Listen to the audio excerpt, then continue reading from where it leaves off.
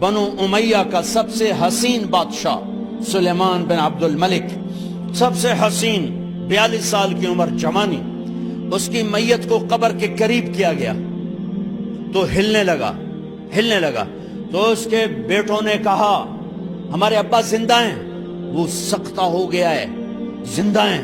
عمر بن عبدالعزیز رضی اللہ رحمت اللہ علیہ فرمانے لگے ارے بھتیجو زندہ نہیں ہے، قبر کا عذاب جلدی شروع ہو گیا ہے، بل عجل اللہ بالعقوبہ، چھپاؤ، جلدی چھپاؤ۔ عمر بن عبدالعزیز جس تخت پر بیٹھے اس پر سلیمان تھا، اس پر ولید تھا، اس پر عبد الملک تھا، ان تینوں نے اپنے من کو راضی کیا، عمر بن عبدالعزیز نے اپنے رب کو راضی کیا۔ جب عمر بن عبدالعزیز کا وقت آیا مرنے کا تو انہوں نے بلایا رجا بن حیوہ سے، فرمایا کہ میں نے عبد الملک بن مروان، چاچا بھی تھے سسر بھی تھے، ان کی بیٹی فاطمہ سے شادی ہوئی تھی، میں نے اس کو قبر میں اتارا، کفن کی گرہ کھول کے دیکھا تو اس کا چہرہ قبلے سے ہٹ چکا تھا، رنگ کالا سیاہ پڑ چکا تھا۔ عبد الملک بن مروان گورا چٹا تھا، یہ جگہ سرخ تھی، کالا۔ پھر میں نے ولید کو قبر میں اتارا، اس کا بیٹا 10 سال حکومت کی، اس نے 21 سال حکومت کی، اس نے 10 سال کی، ولید بن عبد الملک۔ میں نے اس کے کفن کی گرہ کو کھول کے دیکھا تو اس کا رنگ سیاہ ہو چکا تھا اور قبلہ کی طرف سے چہرہ پھر چکا تھا۔ پھر اس سلیمان کا واقعہ تو ابھی سنایا، پھر اس سلیمان کو قبر میں اتارا اور اس کے کفن کی گرہ کو کھول کے دیکھا تو اس کا چہرہ قبلے سے ہٹ چکا تھا۔ اب میں جا رہا ہوں، مجھے دیکھنا۔ پہلے تینوں نے حکومت کی پوجا کی اور عمر بن عبدالعزیز نے اپنے اللہ کی پوجا کی۔ انہوں نے ایک بڑا عجیب خطبہ دیا جب خلیفہ بنے، اے لوگو، بچپن میں شعر و شاعری کا شوق تھا تو میں شاعر بنا، تھوڑا سا اٹھان ہوئی تو علم کا شوق لگا، میں نے علم حاصل کیا، جوان ہوا تو فاطمہ بنت عبد الملک سے عشق ہوا، میں نے اس سے شادی کی، اب اللہ نے مجھے حکومت دے دی ہے، اب تم دیکھو کہ میں اس سے اپنے اللہ کو راضی کروں گا۔ ہمارے حکمران تو ووٹ سے آتے ہیں اور چلے جاتے ہیں 4-5 سال کے بعد، ان کی وراثت میں حکومت آ رہی ہے اور 3 بر اعظم پر حکومت ہے، اور ایسا روب و دبدبہ ہے بنو امیہ کا، کوئی ان کے سامنے سر نہیں اٹھا سکتا۔ 3 بر اعظم میں زکوٰۃ لینے والا کوئی نہ بچا، 3 بر اعظم میں سوال کرنے والا کوئی نہ بچا، 3 بر اعظم میں ظالم کوئی نہ بچا، 3 بر اعظم میں مظلوم کوئی نہ بچا۔ لیکن خود کیسا رہا؟ گھر آئے، فاطمہ بڑے اچھے دن گزرے ہیں، اب امتحان ہے، میں تیرا حق نہیں ادا کر سکوں گا، طلاق لینی ہے میں حاضر ہوں، ساتھ دینا ہے تو میرے اپنے حق معاف کرو، اپنے حق معاف کرو۔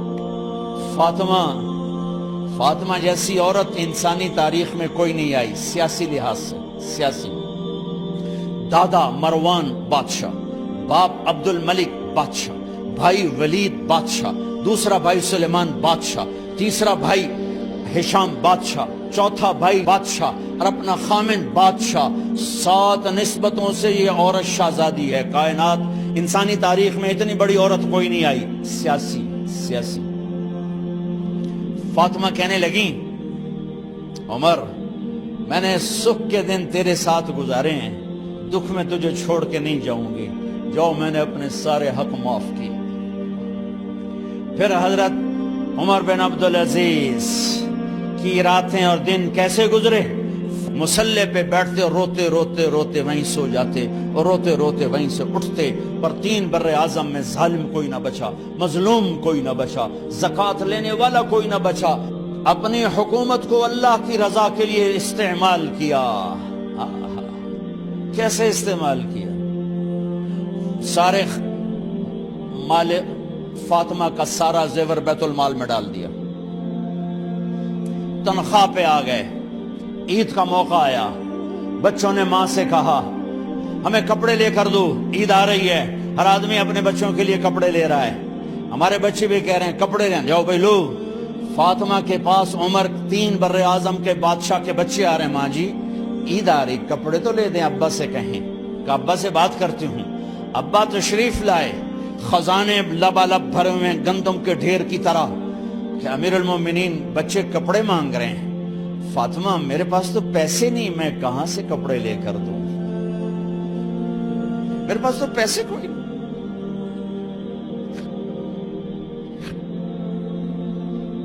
حضرت فاطمہ نے کہا پھر بچوں کا کیا کروں؟ کہا پھر مجھے بھی نہیں پتا کیا کروں۔ اس کے پہلے 3 حکمرانوں نے لوٹ مار کے بازار گرم کیے، ظلم و ستم کے پہاڑ توڑے، اور آج اسی خزانے پہ ایک شخص بیٹھا ہے جو اللہ کو راضی کرنے کے جھنڈے گاڑ رہا ہے۔ تو فاطمہ نے کہا آپ ایسا کریں، اگلے مہینے کی تنخواہ ایڈوانس لے لیں، اس سے میں اپنے بچوں کو کپڑے لے دیتی ہوں، اور گھر کا خرچہ میں مزدوری کر کے گھر کی روٹی چلا لوں گی۔ ارے اپنی تاریخ پڑھو، صرف ڈرامے ہی نہ دیکھتے رہ جاؤ، صرف گانے ہی نہ سنتے رہ جاؤ، اور بھی دکھ ہیں زمانے میں محبت کے سوا۔ انہوں نے اپنے بلایا وزیر خزانہ مزاحم، اپنا ہی غلام، ہاں بھائی مزاحم، ہمیں بچوں کے کپڑے چاہیے، تو اگلے مہینے کی تنخواہ ایڈوانس مل جائے۔ وہ کہنے لگے امیر المومنین آپ مجھے لکھ کر دے دیں کہ آپ 1 مہینہ زندہ رہیں گے، میں آپ کو تنخواہ دے دیتا ہوں۔ عمر بن عبدالعزیز سر جھکایا، اٹھے، گھر گئے، فاطمہ میرے بچوں سے کہہ دو کہ تمہارا باپ کپڑے لے کے نہیں دے سکتا۔ اپنی تاریخ تو دیکھو،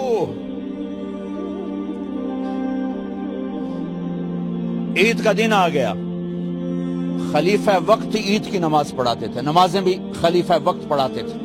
بنو امیہ کا خاندان ملنے کے لیے آ رہا ہے، سارے سرداروں کے بیٹے اعلیٰ پوشاک، اعلیٰ لباس ملنے آ رہے ہیں۔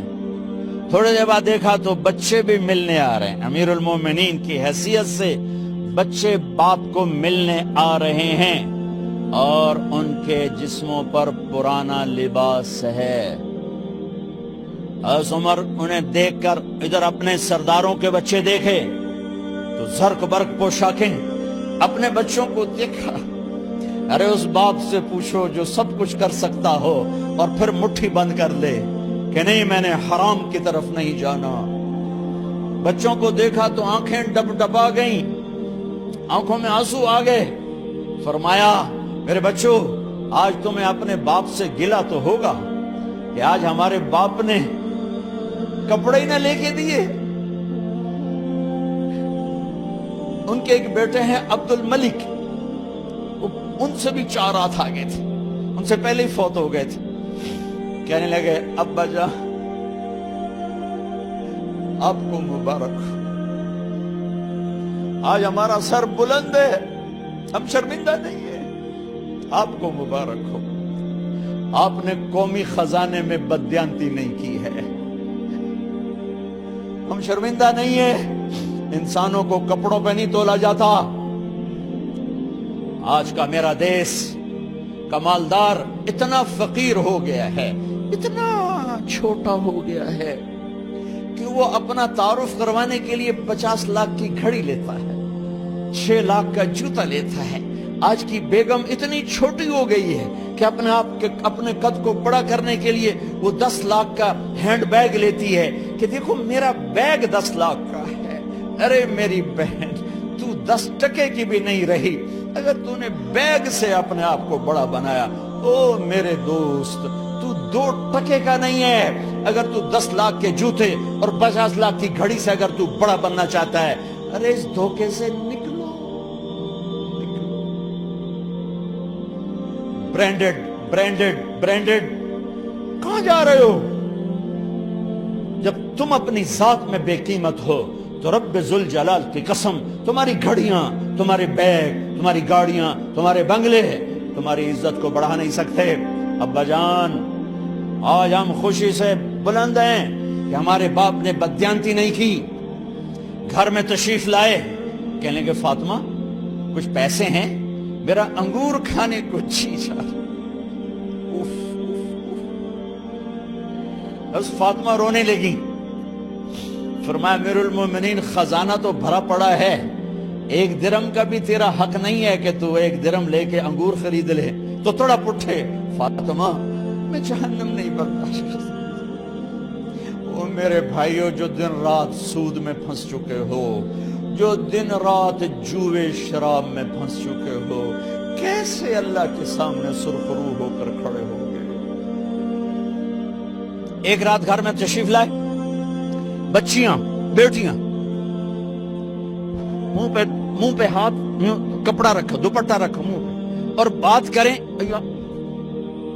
آپ نے پوچھا ارے کیا ہوا تمہیں، یہ منہ پہ کپڑا کیوں رکھتی ہو؟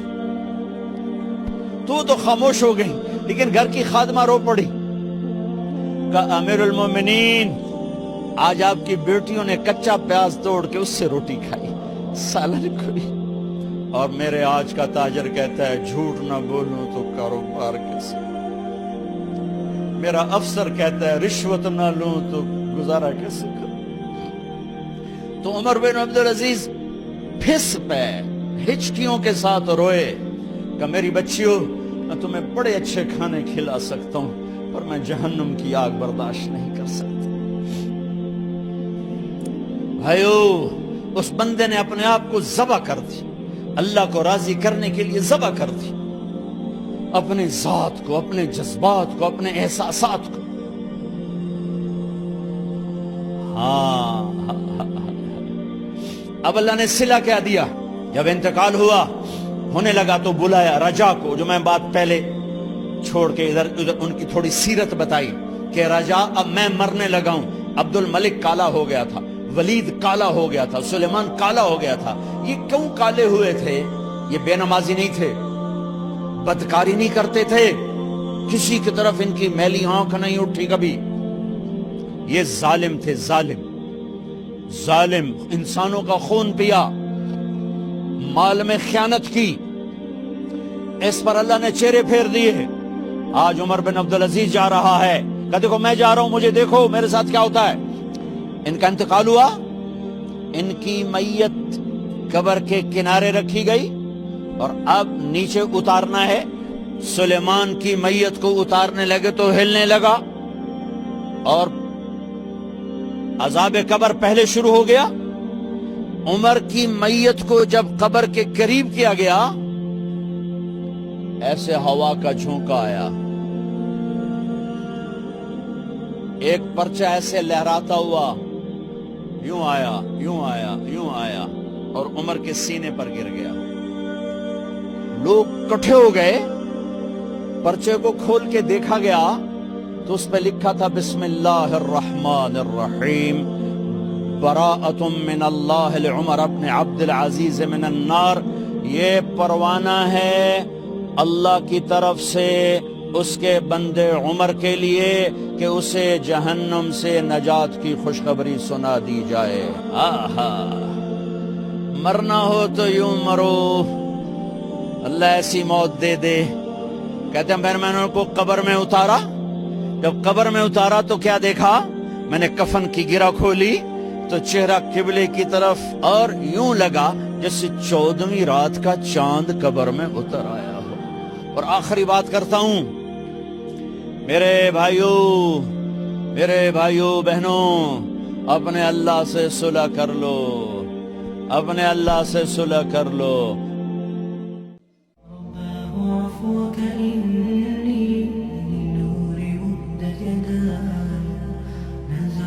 أسرى قلبي